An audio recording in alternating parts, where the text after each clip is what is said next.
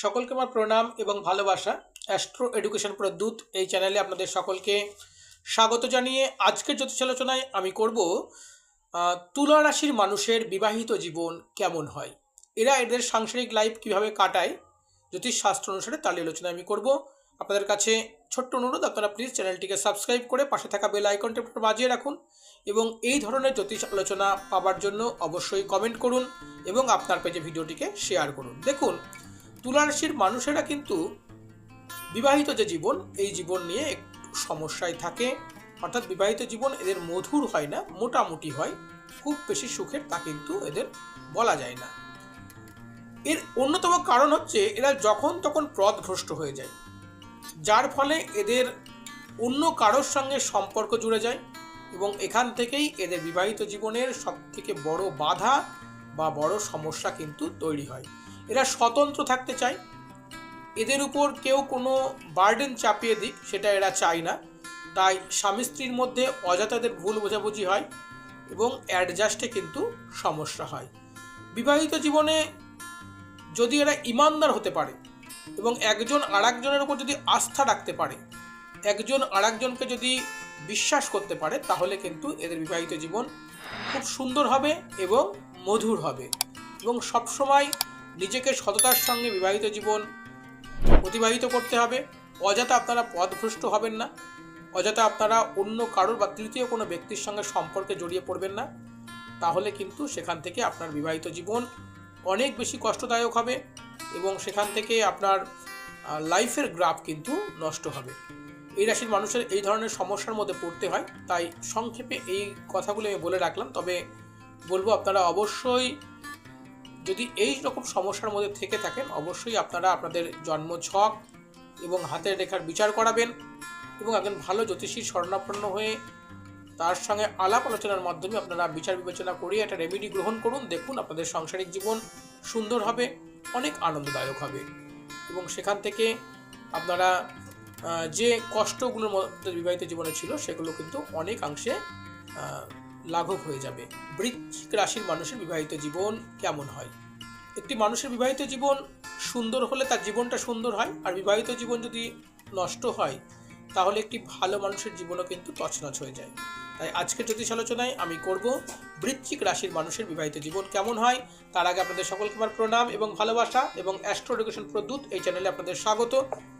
আপনাদের কাছে ছোট্ট একটি অনুরোধ, আপনারা প্লিজ চ্যানেলটিকে সাবস্ক্রাইব করুন, পাশে থাকা বেল আইকনটি আপনারা বাজিয়ে রাখুন এবং আপনার প্রিয়জনের সঙ্গে ভিডিওগুলিকে শেয়ার করুন, মূল্যবান কমেন্ট করুন। দেখুন, বৃশ্চিক রাশির অধিপতি গ্রহ চন্দ্র। এই রাশির মানুষের বিবাহিত জীবন অ্যাভারেজ হয়। এরা জীবন সাথীকে এবং নিজেকে সবসময় ব্যস্ততার মধ্যে রেখে কিসে? ক্যারিয়ার নিয়ে। অর্থাৎ এদের জীবনসাথী এবং নিজেও এদের ক্যারিয়ার নিয়ে সবসময় চিন্তা করে এবং এই ক্যারিয়ার নিয়ে চিন্তা করবার জন্য এরা একে অপরকে সময় দিতে পারে না ইচ্ছা থাকলেও, যার ফলে এরা এক ঘরের মধ্যে থাকলেও, এক ছাদের নিচে থাকলেও এদের কিন্তু বন্ডিং তৈরি হয় না। যার ফলে দেখা যায় কি, এরা বেশিরভাগ ক্ষেত্রে আমরা দেখেছি যত রাশি থাকে তার মধ্যে এই রাশির মানুষের কিন্তু সমস্যা তৈরি হয় বিবাহিত জীবনে বেশি। এমনকি ডিভোর্স পর্যন্ত এরা দিতে সহমত প্রকাশ করে ফেলে।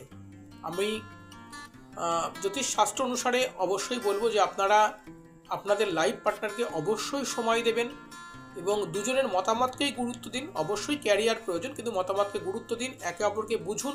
দেখুন, আপনাদের জীবনের সমস্যা অনেকাংশে মিটে যাবে এবং অবশ্যই আপনাদের জীবনে যদি কোনো সমস্যা থাকে, নিজের হাতের রেখা, নিজের এবং নিজের লাইফ পার্টনারের এবং দুজনের জন্মছকের বিচার একজন ভালো জ্যোতিষীর কাছ থেকে আপনারা করিয়ে নিন। তার কথা মতো বা বিচার মতো আপনারা একটা রেমেডি গ্রহণ করুন। দেখুন, আপনাদের জীবনে যে সমস্যাগুলো ছিল সেই সমস্যাগুলো কিন্তু অনেকাংশে আপনারা দূর করতে পারবেন এবং আপনাদের জীবন অনেক সুন্দর হবে, অনেক মধুময় হবে। ধনু রাশির মানুষের বিবাহিত জীবন কেমন হয়?